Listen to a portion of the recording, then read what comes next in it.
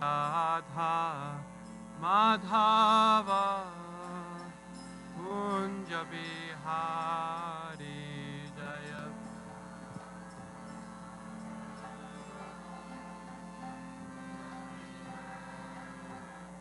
Jaya Radha Madhava Kunja Bihari Jaya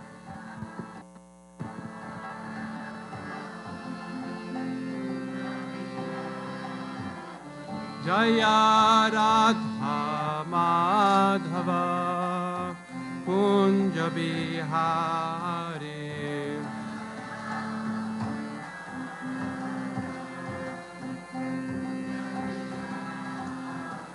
Jaya Gopijana Vallabha Girivaradhari Jaya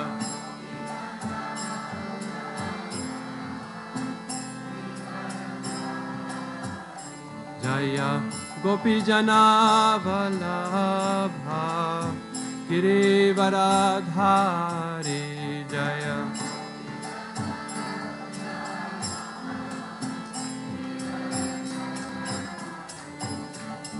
Jashoda Nandana Braja Janaranjana Jashoda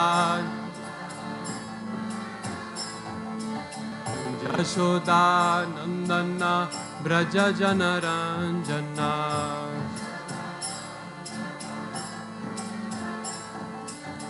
Jashoda Nandana Braja Janaranjana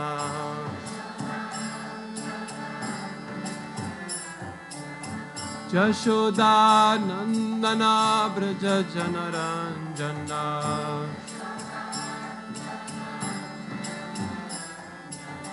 Jashoda Nandana Braja Janaranjana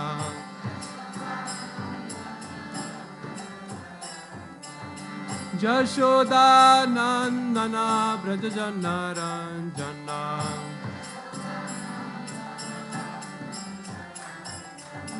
Yamuna Tera Vanachari Yamuna Yamuna Tera Vanachari Yamuna Jaya Radha Madhava Kunja Bihari Jaya Radha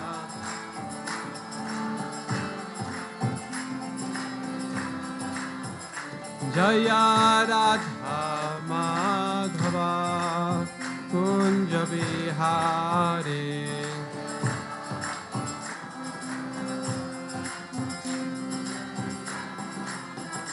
Jaya Gopi Janna Vallabha Girivaradhari Jaya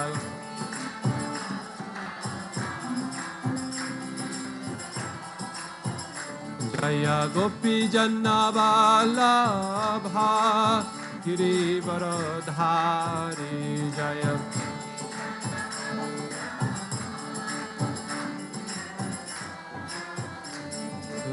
Jashoda Nandana Braja Janaranjana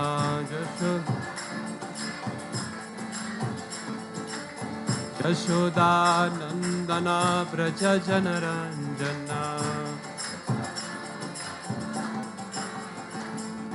Jashoda Nandana Braja Janaranjana Jashoda Nandana Braja Janaranjana Jashoda Nandana Braja Janaranjana Jashoda Nandana Braja Janaranjana Yamuna Tira Vanachari Yamuna Yamuna Tira Vanachari Yamuna Jaya Radha Madhava Kunja Bihari Jaya Radha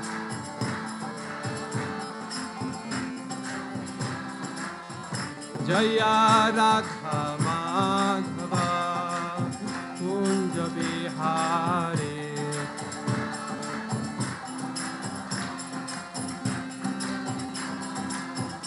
Jaya Radha Madhava Kunja Bihari Jaya Radha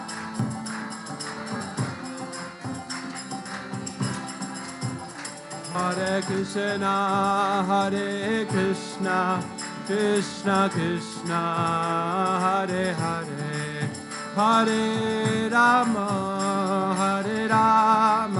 Rama Rama Hare Hare Bolo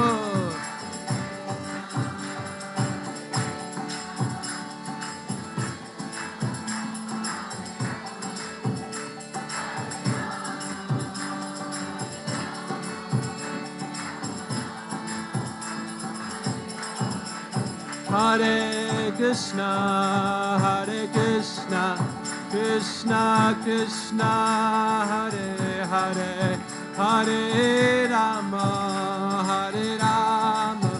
Rama Rama Hare Hare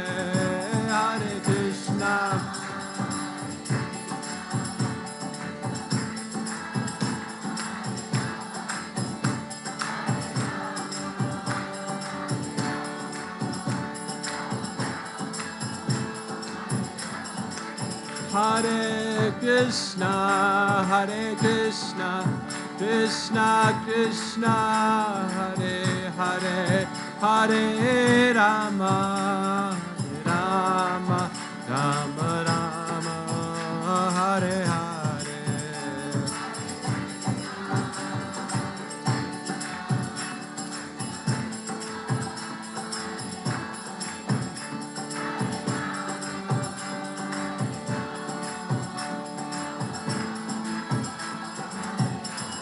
Jaya Jaya Prabhupada Jaya Jaya Prabhupada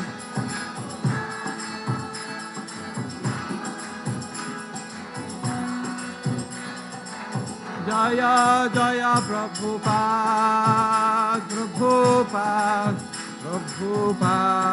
Jaya Prabhupada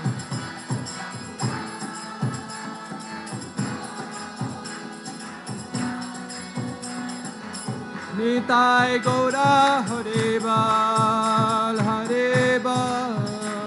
Haribal Gaura Haribal Nitai Gaura Haribal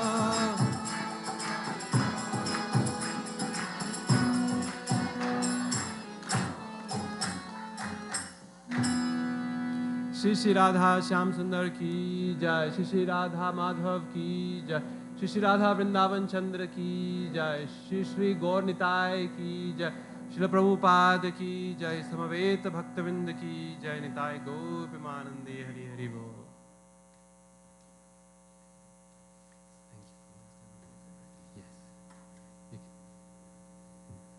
That's okay.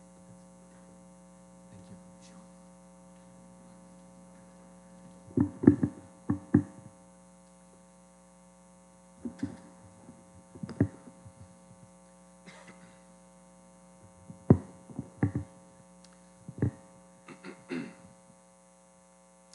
Hare Krishna.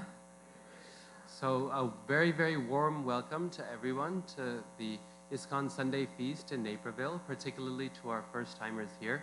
I'm almost a first-timer myself. It's been maybe a second time or third time, something like that. Can we reduce the echo a little bit? So the presentation for today is called God and Google, Human Relationships in the Internet Age. And well, the title itself is pretty self-explanatory in terms of what the topic is. But in order for this presentation to be successful, I need your participation, okay? whenever I ask for questions or your own thoughts on the matter, then please raise your hand and I will call upon you, and in this way we will have a fun presentation here. So first of all, I want to start off by asking you to imagine someone very special, okay? Imagine someone who knows everything there is to know, okay? That person knows everything there is to know.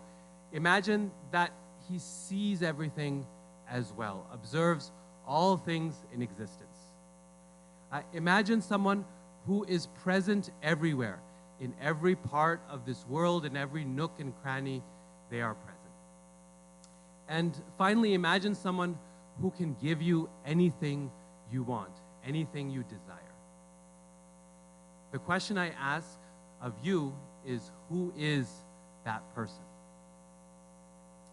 Now, I know many of you here are probably old-fashioned and you're thinking of God, or otherwise known as Krishna, but I have someone else in mind, and that's Google. Bolo Google Bhagavan ki jai. So Google has all of these qualities that we just talked about. Really, he's present everywhere, on everyone's cell phone, in every corner of the world. He sees everything. All you have to do is go to Google Earth, and you'll see every corner of the world. You can observe everything in detail. He knows everything, every detail about any person that you want. You can look it up on Google and find out everything about my history and my past and even my future, probably. You could figure out on Google. So in every way, Google is, well, God. And so the question, it's really nothing is out of reach when it comes to Google. If you want to do any kind of research, then these days there's no real need for any kind of library books or anything of that sort. You can just go to Wikipedia, and there you'll find all kinds of knowledge to everything. And that knowledge is, of course, flawless. It's perfect. And then if you need a social life, you don't need to travel anywhere. You don't need to meet anyone in physical person. That would be way too much work when you have Facebook available to you, and you can just connect with whomever you like at any time and any place. Same thing goes with a number of different things. If you need to get married, then for the Indians out there, there's shadi.com, and you can find your life's partner there. There's all kinds of other matchmaking sites for every nationality and type of person on the planet. If you need entertainment, there's Netflix, there's all kinds of different websites that you can go to, YouTube, unlimited entertainment. If you need medical advice, then doctors themselves are becoming redundant when you have mayoclinic.com and webmd.com. You can, whatever your symptoms are, you can look them up on those websites, and you will discover that you have every disease on the planet, from a headache to vertigo to cancer to heart disease and everything, because of course body aches and pains are a symptom of everything out there. So in this way, Google is really kind of taken over the role that God used to have in this world. And so the question we need to ask is God obsolete for our time and our world? In fact, some people have suggested that Google might be God. There's also a website called googleisgod.com. And this is not a joke. You can actually look up this website. And I think there's 8 or 9 different proofs there as to why Google is God. There's also a Church of Google online as well that you can join. It's kind of a joke, but kind of not. It's also a jab at those who are old-fashioned believers in God, that many of the roles that we typically assign to God historically, cultures all over the world, have now been overtaken by Google. So let me ask you this question then. Is God obsolete? Has God lost his place? Or to put it more directly and more succinctly, what are the differences between Google and God? What is it that God can offer us that Google cannot? We just talked about the similarities of how Google and God are actually very Google and God are actually very similar, and they match in many ways. But there's also differences, right? So for all those of you who are believers in God out there, what is different? What is it that God can offer that Google cannot? Any suggestions? Yeah. Knowledge is available without Wi-Fi. Yeah, of course, with Google, you can get it. If you have a 4G cell phone connection, then you don't need Wi-Fi. But you're right, 4G is not available everywhere. And especially in places where there's only 2G, it can become frustrating trying to get knowledge from Google. So yes, God gives knowledge without Wi-Fi, yes.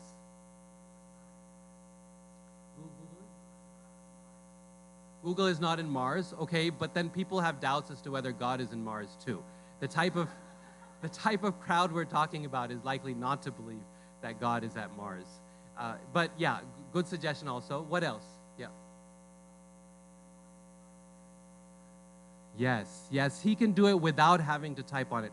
Although Google is very good at reading your mind, you have to admit. I've typed many things that are wrong on Google, and Google guesses. Did you mean such and such? And usually Google knows me better than God does.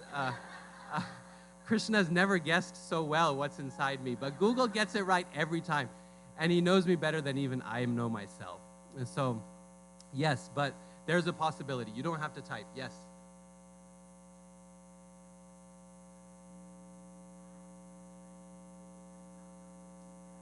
Yes.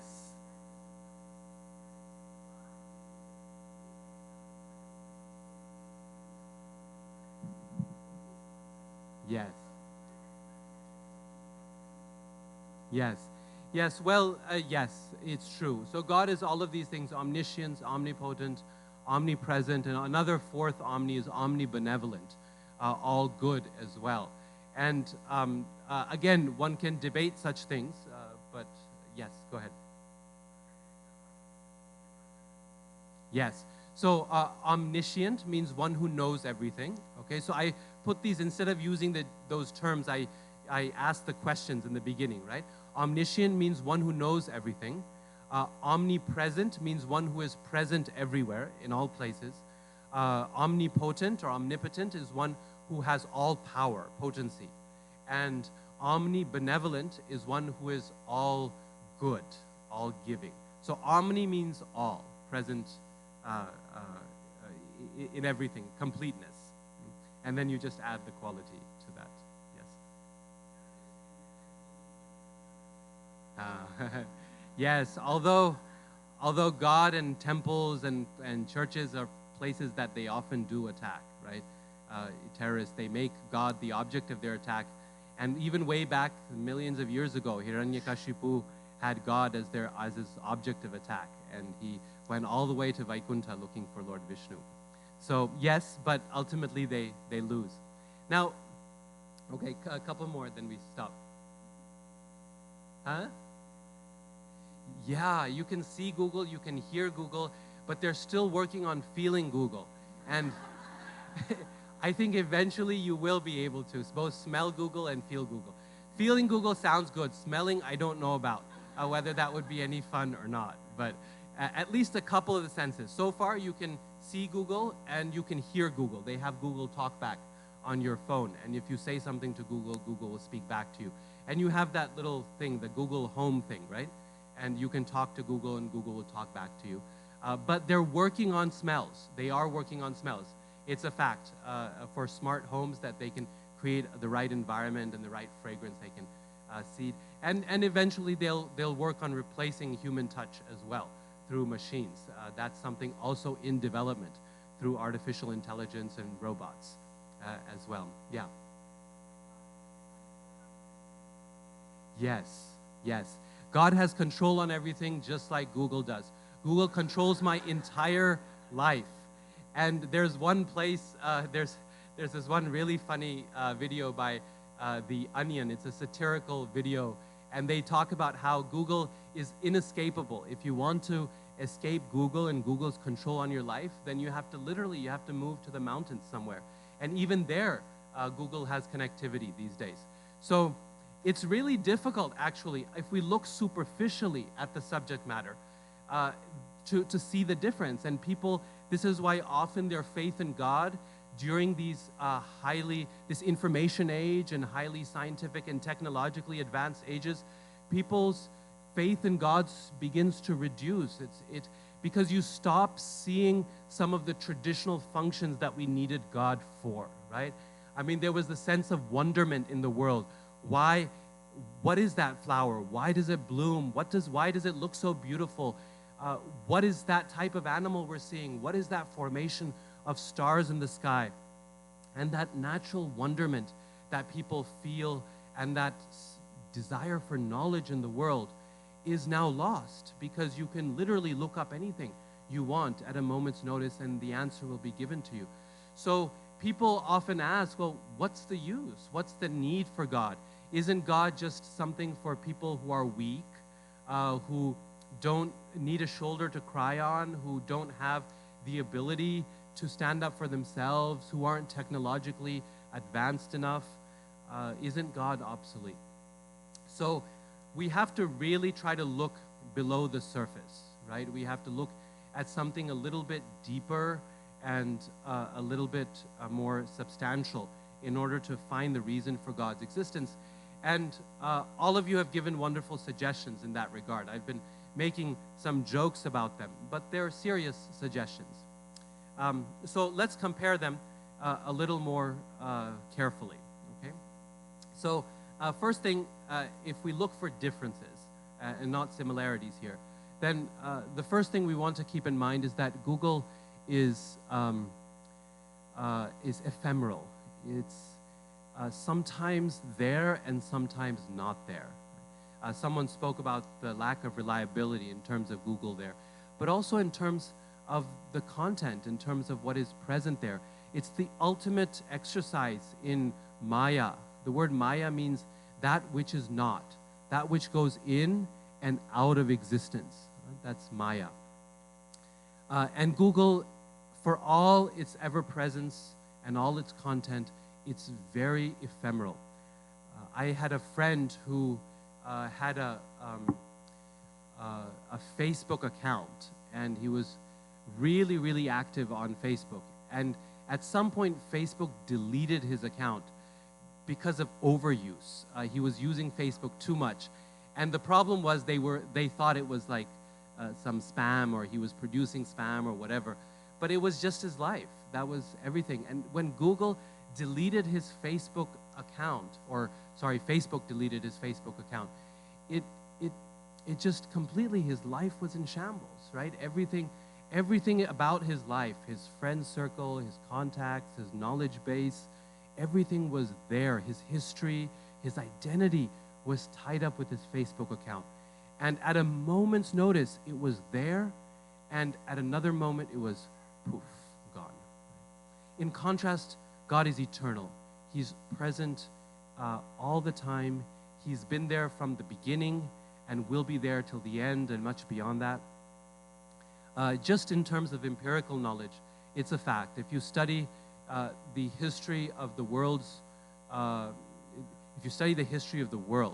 you find that one of the things that is most stable and consistent about every civilization in the world is that they have had some form of connection or relationship with God. There's always been some religion present.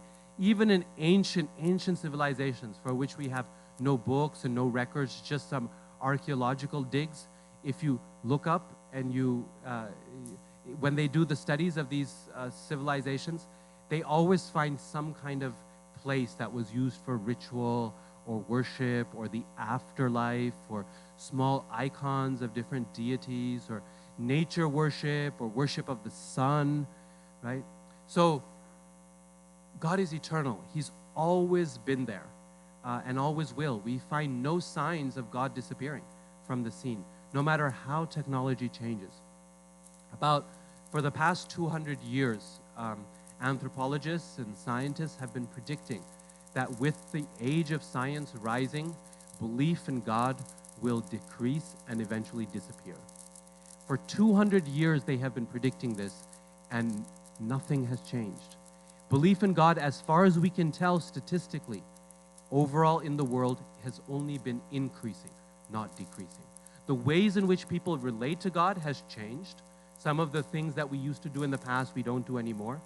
But the conviction in God, the idea that there is a higher power present whom we are connected to, has not, right? So God has always been there, and as far as we can tell, He always will. Google is in flux. So even if that website is up all the time, every time you do a search on Google, every time you go to a website, the content changes, right? You don't expect the same results a month later or even a week later, sometimes not even a day later when you do the same search. It's always changing, sometimes there, sometimes not there. The content is constantly on the move, whereas God's specific quality is stability. The Bhagavad Gita has been the same 700 verses for the past 5,000 years. No change in the number of verses, no change in the wording of those verses. The Bible has been stable for 2,000 years now, more or less. God is stable by His very nature, whereas Google, that content, that information, is constantly in change. It's constantly in flux. Google is impersonal. Now, this is a very crucial point to remember. One of the greatest lacks that Google has, one of the greatest shortcomings, has to do with the lack of personhood behind Google. Here's what I mean. If you go to the average website, I would say 80% of all websites, do you know who the author is of that website? What the nature of that person is? Why they're writing what they're writing? Where they live? What they believe in? Why they are posting what they're posting? No. I mean, if you look at any website, go see a YouTube video. You don't know who's posting it. You often don't know when they're posting it or why they're posting it. If you go if you look at the comments below news stories, you don't know who that person is, even though there's a name there. It's an artificial name. It's a fake name. Google is all kinds of content without any person behind that content. And this, according to the Vedas, is the most dangerous way to receive knowledge. When you have knowledge without the source of that knowledge, then that knowledge is dangerous. Because according to the Vedas, more important than the content of knowledge is its source. You see, if you have accurate content about something, and it's right, it's good, it's true, even though it's true, it may not necessarily be good. Good for you, or good for me, or for the person who put it up. Suppose there's a website on how to make bombs. That information may be 100% accurate, but is it good? Well, we don't know, right? We don't know who the source is of that information, why they're putting it up, for what purpose, what the goal is behind it. On the other hand, the Vedas say, if you know the source of knowledge, then you can trust the content, even if that content is not 100% accurate. Take, for example, the knowledge we get from a mother. Okay? A mother may not have perfect knowledge. Sometimes the advice she gives is just a little bit off, or the facts she knows may not be 100% accurate. But we know that whatever she tells us is with good intention. And it's with our good in mind. And therefore, that knowledge is trustworthy. Sometimes it might be even a gentle lie, right? It might be, sometimes when children are small, then you have to say a little white lie to them to get them out of trouble or to help them avoid something that's dangerous. But it's for the child's good. You're trying to convince them about something, remove them from a state of danger. So the source of knowledge is more important than the content, or at least as important as the content. And when we don't know the source of knowledge, that knowledge becomes a dangerous thing. It becomes potentially very, very dangerous. And we see these effects with the information age. So much information that is present, and so little maturity and understanding as to how to use that information for whose benefit and in what way. That impersonality of Google, that authorlessness, is its greatest weakness. And this is why, as I'm a professor at university, Utah State University, in Utah, and and there we,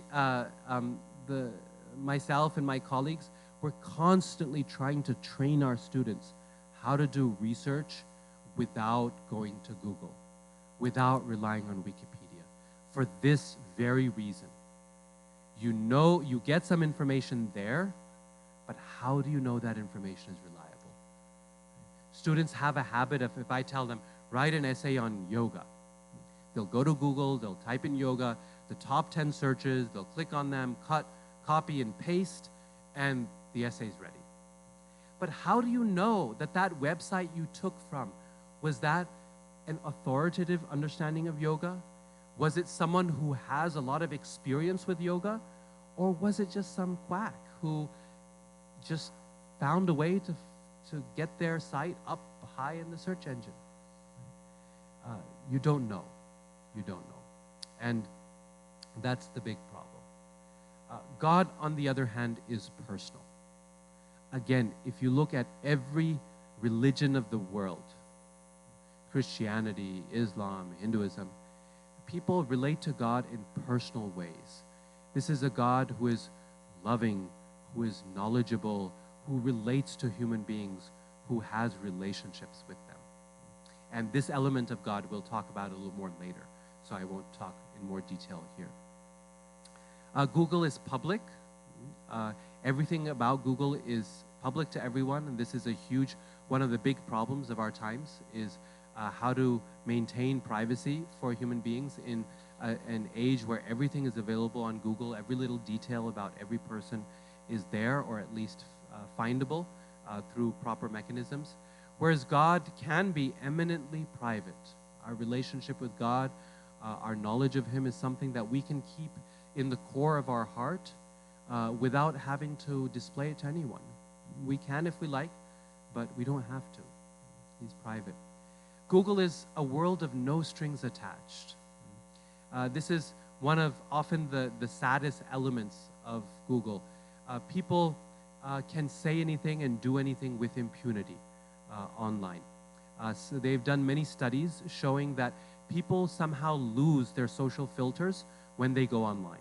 So while they would never speak like that to your face, they are able to write like that on social media. And this means it becomes a cause for pain for a lot of people. If you keep up with the news and you read the headlines, you know, especially for young adults and teenagers, this can be a cause for great stress in high school. It can also be, at worst, it can lead to things like pain and suicide. When people get insulted online, or they're humiliated in some way by others who would never do such a thing in person to their face, who wouldn't have the courage to do it even if they wanted to. And yet, online, they somehow are able to do that. Right? Whereas God comes with a system of moral responsibility built in. This is something very basic. People argue whether you need religion for morality or not. But whatever you might believe about that argument, the point is, no religious system in the world comes without a moral system connected to it. This is a very fundamental, basic element of religion everywhere. That if there is religion, there's going to be some basic, at least a basic moral system. Don't murder, don't kill, don't steal, don't commit adultery, etc., etc. And finally, Google is about information.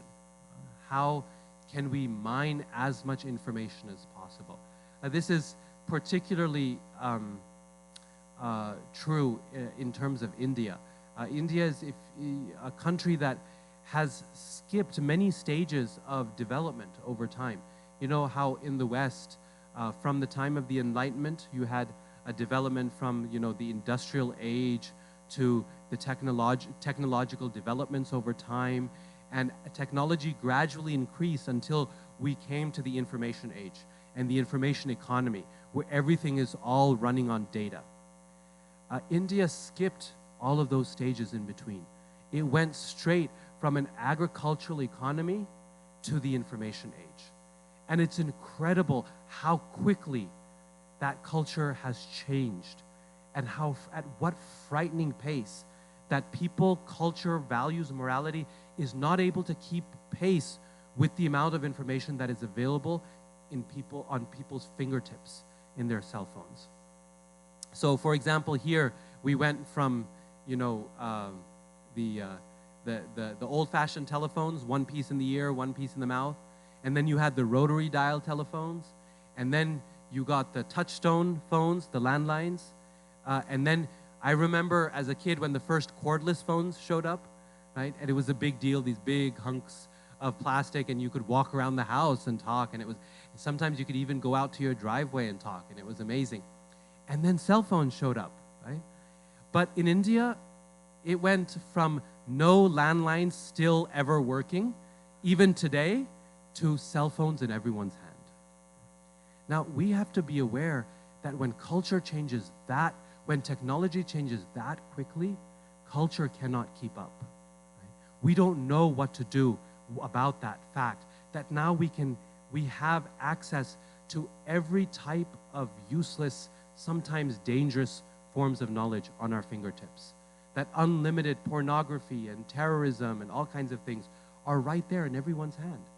And there's no cultural method to control it, to train it. Parents in India and even here don't know how to train their children to manage the internet in a way that keeps them out of trouble, because they have no experience themselves. They grow up in a world without even landlines, and now their kids have cell phones with 4G internet access. Google is about information, the amount of information out there, so much data, whereas God is about transformation. Not just what we know, but how we can change ourselves with that knowledge. What kind of person we become with the information we have. And this is a very important principle to remember about knowledge in general. That the purpose of knowledge is not just information, but transformation. If all we're doing is filling our brains with more information, we cannot call ourselves educated people. That is not knowledge. It's information, but it's not knowledge. What is knowledge? What is actually knowledge? If it's not to be found on Google, what is it and where can it be found? In this regard, I like a very nice verse from Srimad Bhagavatam. It comes from the first canto, first chapter, first verse of Srimad Bhagavatam. This is a book of 18,000 verses, and this is the very first verse, which gives a beautiful definition of what knowledge is. Actually, it's not the first verse, it's the third verse. And it goes like this. Dharma projita kaitavotra paramo nirmat saranam satam. Dharma projita kaitavotra paramo nirmat saranam satam. Vedyam vastavam atra vastu shivadam tapatrayon mulanam. Vedam vyastavam astavatrus shivadam tapatrayon mulanam. Shrimad Bhagavate Mahamuni Krite Kimva Parairishvara. Shrimad Bhagavate Mahamuni Krite Kimva Parairishvara. Sadyo Hridya Varudhyate Kritibis Shushrusubhis Tat Kshanat. The key line that I want to focus on is this second line, which says, Vedyam Vastavam Atra Vastu Shivadam tapatrayon mulanam. Srila Prabhupada, he translates this line as a definition of knowledge.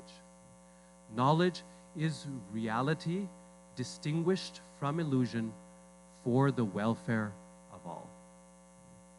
Knowledge is reality distinguished from illusion for the welfare of all. This is a very profound definition of knowledge. If you take a moment to think about it, it has three elements. First of all, knowledge has to be real. And by real, it's meant it has to be stable. Something that is true today and something that is not true tomorrow. True today but not true tomorrow, true yesterday but false today, that is not knowledge. It may be little nuggets of facts, it may be pieces of information that come and go like they do on Google, but it's not knowledge. Knowledge is stable, and stability is reality. In Sanskrit, this is called Sat. Sat means stable, real. That has to be real, reality, distinguished from illusion. So real, distinguished from what is false or what is fake. We live in times today where this is a big debate in our popular culture, right? What is fact and what is fake? What is real information and what is false? What is real news and what is fake news? This is a big debate in our culture today. Bhagavatam is saying reality distinguished from illusion. It has to be true.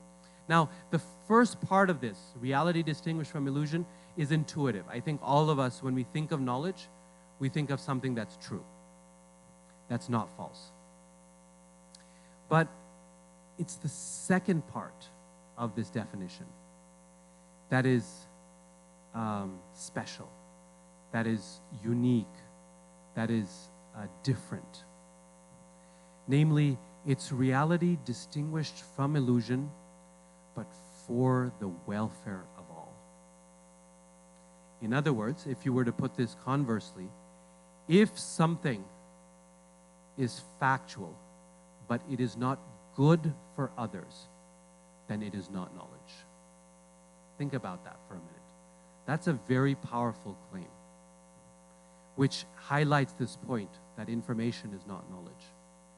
If something is true, it's factual, but it's not beneficial for others, it might be information, but it's not knowledge.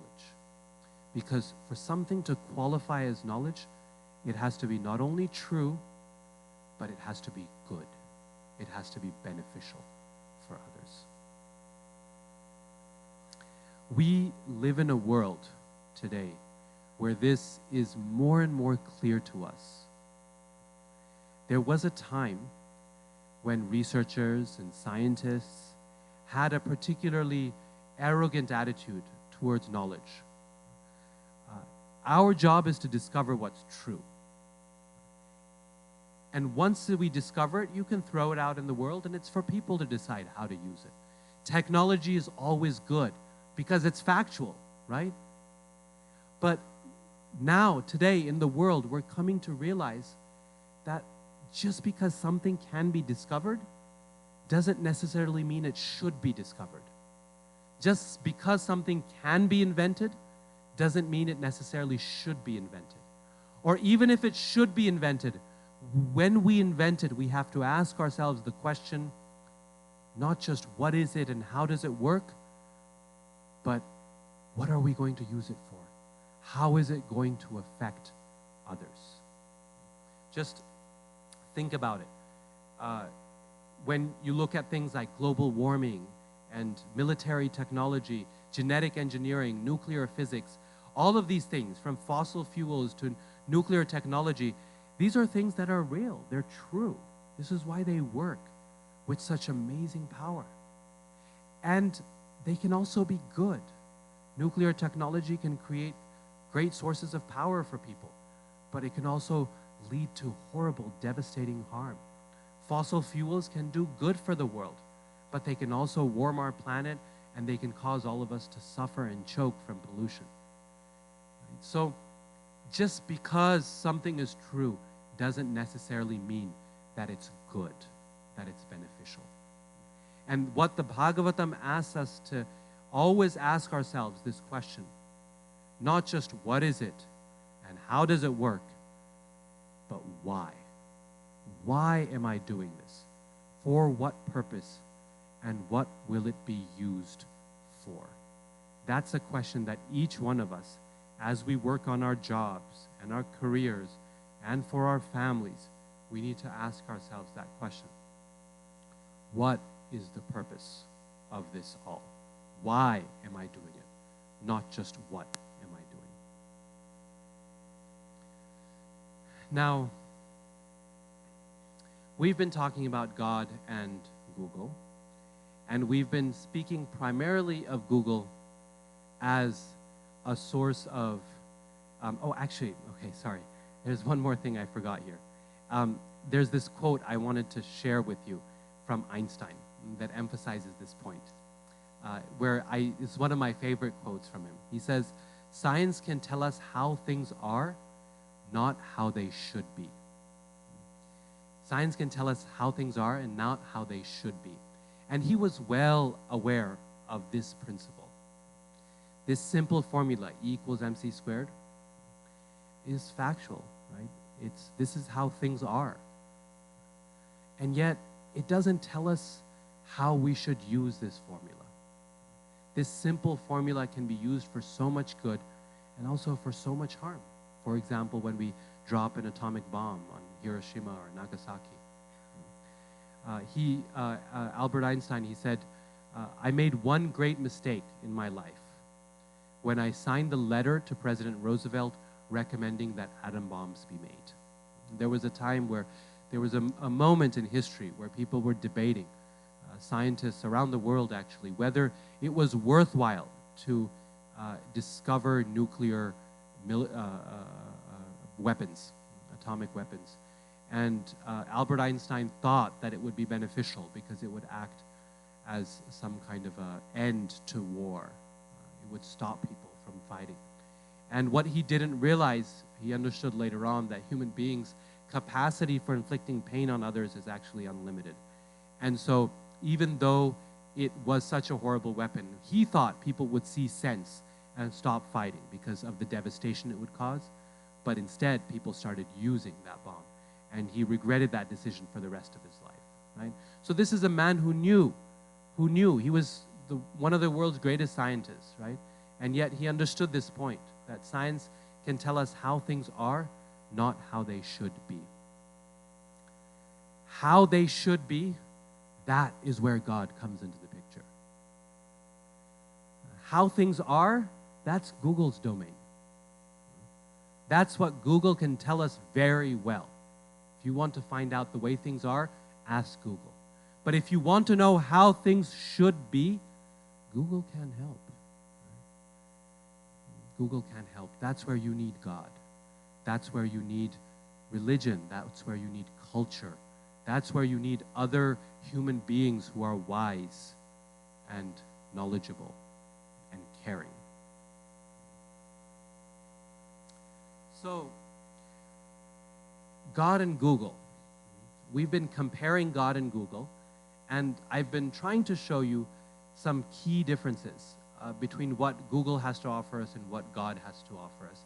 And more generally, why God is not made obsolete by the presence of any amount of technology. We've been primarily treating Google as a source of information, as a source of limitless facts and ideas. But the reality is that when most people go to Google, they don't go for knowledge. They don't go for information. They don't even go for facts. You know what most people go to Google for? What? Yes, to find agreement for what they already believe in. Even more than that, though. Confirmation of their own ideas, yes, but that's still in the realm of knowledge. What are people looking for even more than that? What's the most important thing they're looking for?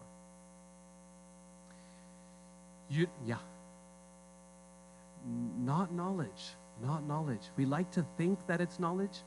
We think really highly of ourselves. But in fact, most people aren't going to Google for that. You know the #1 visited website in the world? Can you guess? Facebook. The most linked site on the planet? Facebook. People aren't going to Google for knowledge, for information. They're going to Google for relationships. They're going to Google to connect with other human beings. Knowledge is actually a side industry for Google.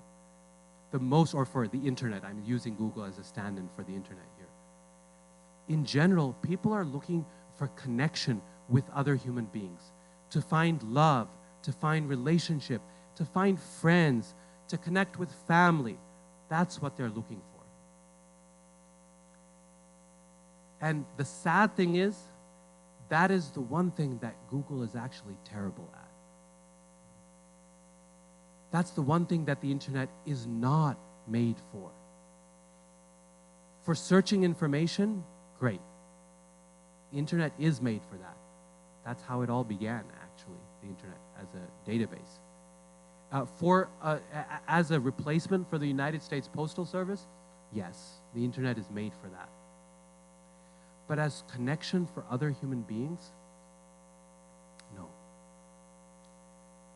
We are searching for relationship, and yet the relationships we find on Google, on the internet, are going to have all of the qualities that we just discussed.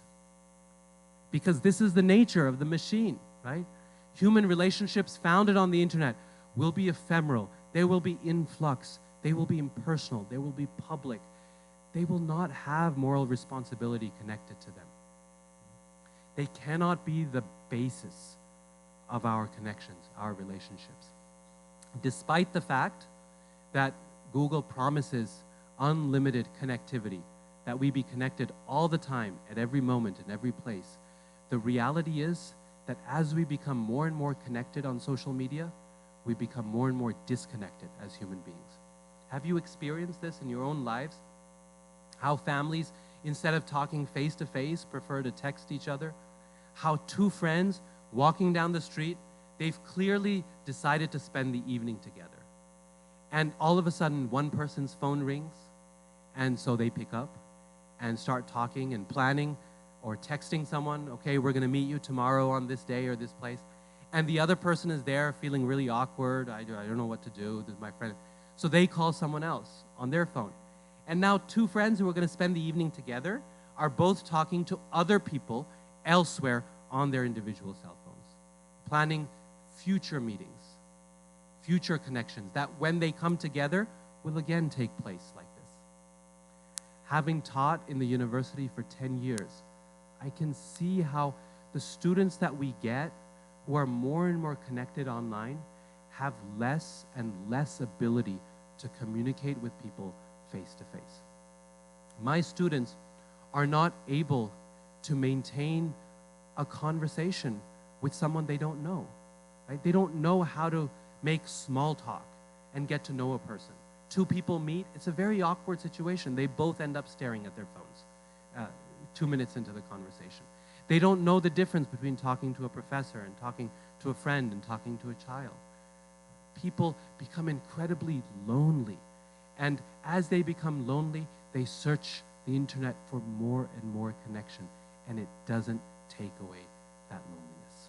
Because nothing can replace human connection. Nothing can replace human touch. Psychologists have noted that we live in a touch-deprived society. We live in a society where people are craving human physical touch. And studies have shown that children do not develop normally when they're not touched enough with their parents. They go from car seat to stroller, and from stroller to carrier, and from carrier to their crib. And there's no human touch involved. And their development is not good. Even adults do not lose their need for human connection, for human touch. for human verbal communication, for hearing the sound of another human being's voice. So, the point is, if we're looking for relationships, we have to look for it elsewhere. And this is the area where we find God's greatest strength. Relationships with God are something totally different. They're built on the very principles that we discussed earlier. God fundamentally, Krishna especially, is custom built for relationships. There's many different definitions for God in the Vedas and in different parts of the world. The average person, if you ask them on the street, they will define God as omniscient, omnipresent, omnipotent, these qualities that we discussed earlier. But the Vedas, they accept that definition of God. They say, yes, God is all these things. God is creator. God is the source of everything. God is all powerful. God is the judge. But the best, the finest, the highest definition of God that is given in the Vaishnava scriptures, that definition of God is Akhila Rasamrita Murti. Rupa Goswami gives this in a beautiful book called The Nectar of Devotion, in which he says, he defines Krishna, he defines God as Akhila Rasamrita Murti, one who is the embodiment, who is the abode of all relationships. The word rasa in Sanskrit means relationships. Akhila means all. Amrita means nectar. God is the repository of the joy found in every kind of relationship that is present. And this is the nature of Krishna. I don't know if you're familiar with Krishna or not. Most people of you, I think, here are. But Krishna is so wonderful because he's every kind of relationship for every type of person is present in Krishna. You see, with our relationships in this world, let me ask you one final question, and then we'll conclude quickly because I know our time is coming to an end. But one final question I want to ask you is, with our relationships in this world, what do you think is the greatest challenge with human relationships that we struggle with? Between husband and wife, between mother and child, between father and son, between friend and friend, between boss and an employee. What do we struggle with in terms of our relationships? Communication, right? Effective communication. What do you mean by nature? Yes, each person has a different nature, a different personality, and we don't quite fit in with each other. Right? You might be extrovert, and I might be introvert, and I can't stand extroverts because they're always talking. And you can't stand introverts because you never know what they're thinking. So it becomes a problem, right? Different natures. Expectations. Two people said it at the same time. Hey, this is a big one. You expect your wife to know all your desires and to know exactly when you're so tired and you need comfort. And you expect your husband to know exactly what you want as well. And yet they don't, right? Because they're not the super soul within the heart. They're not God. They're not present. They don't know who we are. And somehow we think that they are, right? So we have all these expectations that aren't met from our bosses and from our employees and so on and so forth. Yeah. Trust. How this is very closely connected to expectation, actually. We place certain expectations in people. We want to trust them, and then they fail our trust. They betray us, and we feel hurt by that. How could you do that to me? How could I fall back? Ego is another big one, right? I want to be the center of the relationship because relationships in this world fundamentally are selfish. What can I get from the situation? The wonderful thing about Krishna is that Krishna can be all things to all people. Whatever is our nature, whatever is our personality, Krishna fits that nature perfectly. When we have a relationship with Krishna, he molds himself exactly to our type, our personality. If you're looking for a comedian, that's your nature. Krishna is the best comedian. He's always joking and laughing and making fun of things with his friends and stealing butter. If you are the serious type and you like a serious God and you want a relationship with someone serious, go to Krishna in the battlefield of Kurukshetra, where he is God and Guru together, and he is teaching Arjuna with so much seriousness. If you're the extrovert type, Krishna is the perfect friend for you. And if you're the introvert, Krishna can be the best friend for you as well. If you're looking for someone who's really emotional, there's no one more emotional than Krishna is. You just have to read his stories in Krishna book. And if you're looking for someone who's very logical and rational, there's no one more logical and rational than Krishna. You just have to read the Bhagavad Gita and you'll find out. Krishna can be all things to all people. On top of that, he has all the time in the world for each one of us. This is a big challenge in our relationships. How much time do you have for everyone in your life?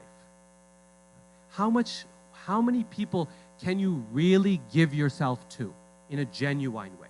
How many people can you have a genuine relationship with? Maybe 10, 15 at most, right? If you're honest with yourself. After that, it just becomes, oh, you haven't called in a long time. I hope you've been well. Yeah, I've been really busy. I haven't called you. You haven't, how have you been? And it just becomes an acquaintance. And that person knows that you've been busy, but the reality is the two of you don't have a very deep relationship. Please come by, visit sometime. Oh, yes, of course, I'll come and visit. They know that you're never going to come, and you know you're never going to go. But what can you do, right? There's a limit to how much you can extend yourself.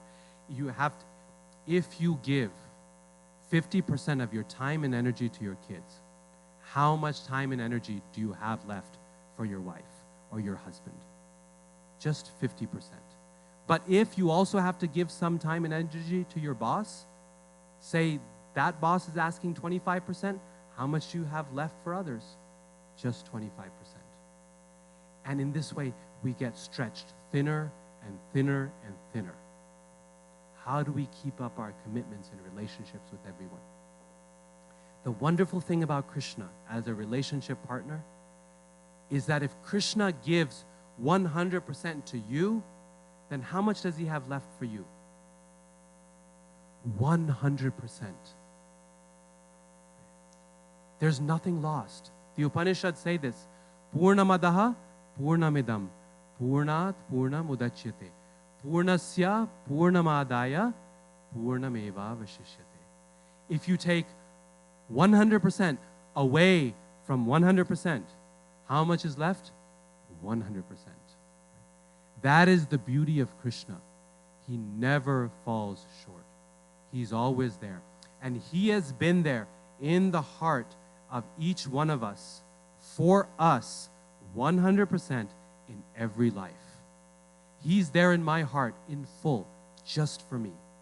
And he has all the time in the world for me. But that doesn't mean he's not there in your heart and present for you and ready to answer your questions at any time. So the point is, all of our relationships in this world are important, but they become truly meaningful. They become eternal, stable, personal. They become moral when we put our relationship with Krishna in the center of those relationships. Then that quality percolates into all of our other relationships. When we prioritize our relationship with Krishna, then all other relationships fall into proper place. And if we don't, then we have all the or a relationship with everyone. This is why he plays that flute. Ever wonder why Krishna's always playing a flute? Is because he's calling you and answer my call. So our request to all of us is, please answer Krishna's call. Take this process of Krishna consciousness seriously. Come to the temple regularly. Chant Hare Krishna as much as you can. Read Bhagavad Gita. Associate with the devotees. Do some service in the temple. Whatever you can do, offer your best to Krishna. Because whatever you give to Krishna, you will get more than 1,000 times back. Because Krishna's relationships never fail. Other relationships might betray you, but Krishna never does. While Google might fall short, God is always there for you. Thank you so much for your attention. I really appreciate it. Srila Prabhupada ki jai.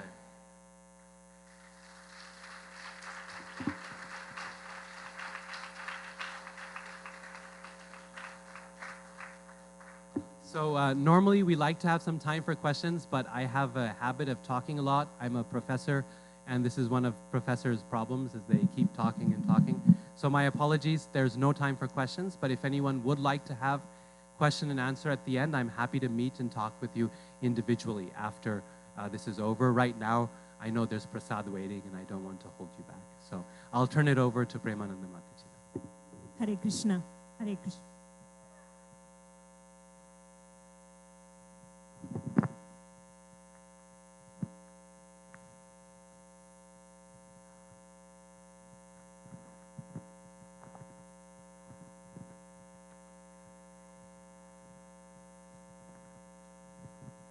Hare Krishna. First of all, I would like to extend my heartfelt thanks to His Grace Radhika Raman Das Prabhu. Thank you so much, Prabhu. Please give a big hand.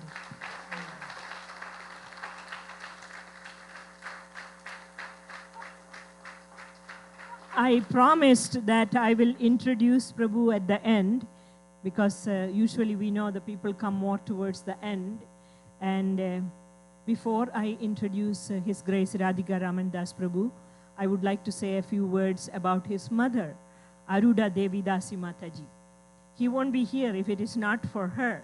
So there is Aruda Devi Dasi Mataji at the back, and she has been conducting a seminar here on the topic of conscious parenting. You can see these books, these are by her. And Mataji is practicing Vaishnavi from 1980s onwards. She and her husband started this wonderful temple in Boise, and it has been remodeled and constructed into a bigger temple recently. Please give a big hand to her and her whole family for that.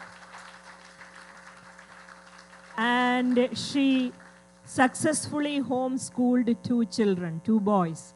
And His Grace Radhika Raman Das Prabhu here, he is the first son. And you don't need any words from me to explain the glory of the upbringing by those parents. You know, he's a living example of that.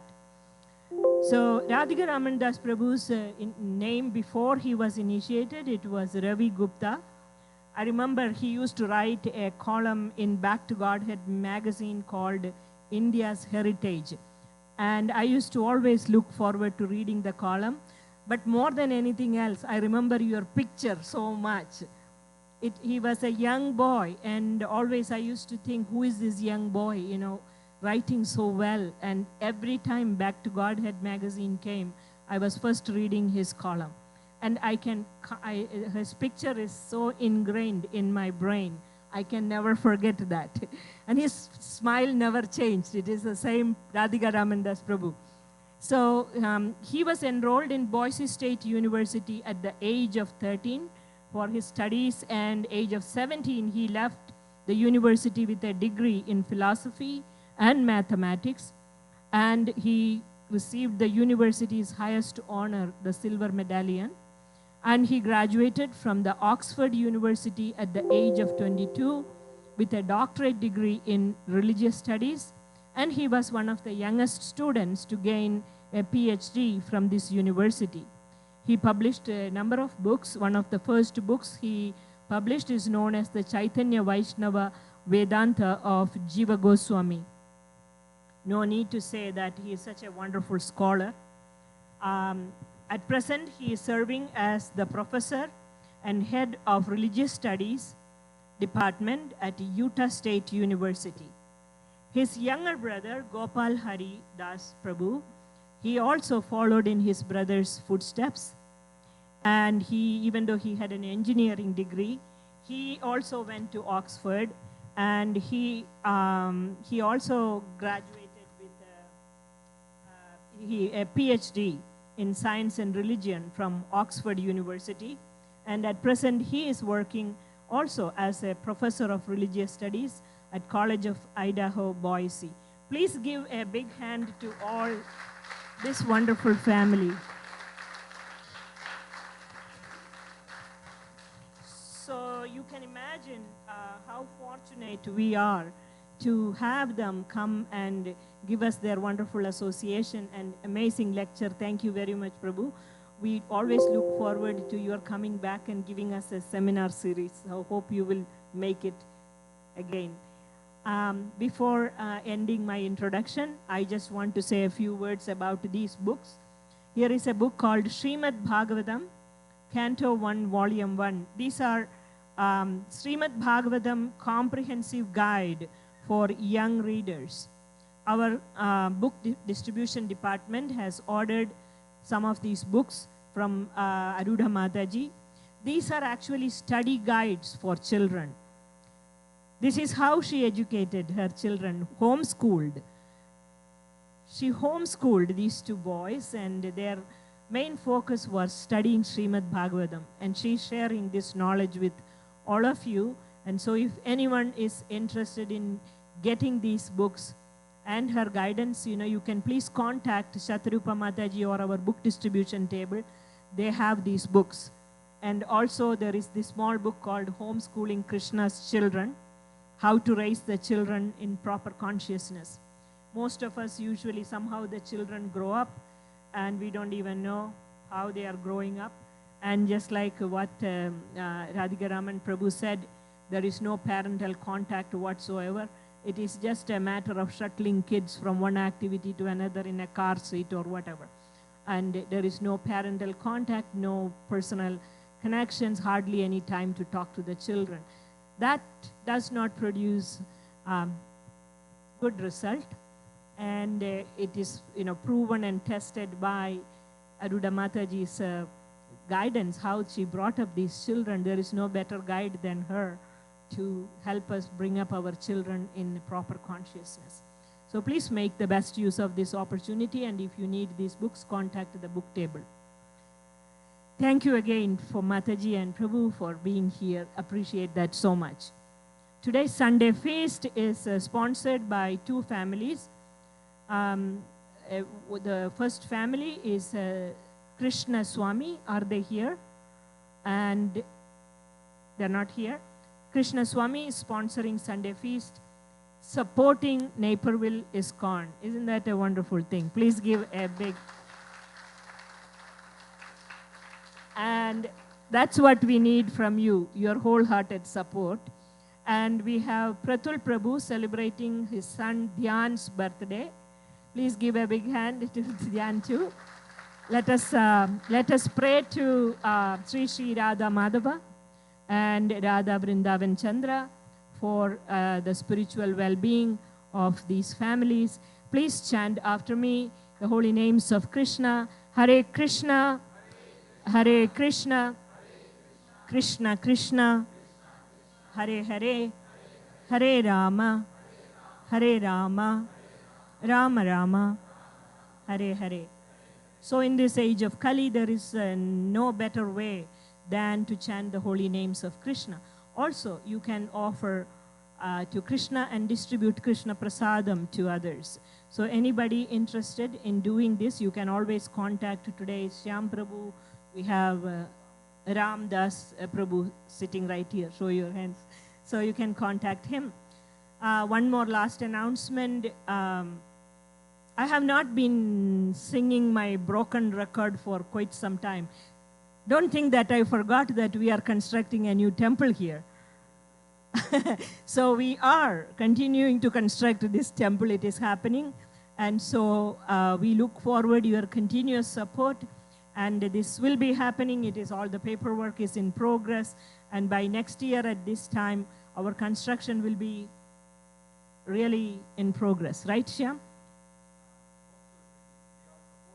If they all support. And so we have Shyam Prabhu here, as usual. He is willing to answer any of your questions. If anybody has any questions to ask, you can please contact Shyam Prabhu we are going forward with this project by Krishna's mercy. We really hope to serve this community in a better facility in the very near future. Thank you all. And the prasadam will be served downstairs. And Shyam has something. Shyam has an announcement. So, thank you all. Again, very quick announcement. Our fundraising event is going very well, right? A lot of people are coming forward, participating, and this was because of some of the event that we did it, all right? We did Gaur Gopal Prabhu's event, we did our groundbreaking event. So we have a lot of people, they keep coming and contributing, and with that, our number on the wall, although it's not been updated, but we have our cash collection has gone 315,000 or so, right? And likewise, the pledge is about 650,000 or so. So we are making good progress. Again, spread the name, let the people know, spread the message that we are here. A lot of people, even the support from outside is coming. We have Anuja Gupta ji, thanks for her wholehearted work and support for us. And with your support, probably we can get it done very quickly next year. Thank you so much. So, Prasad.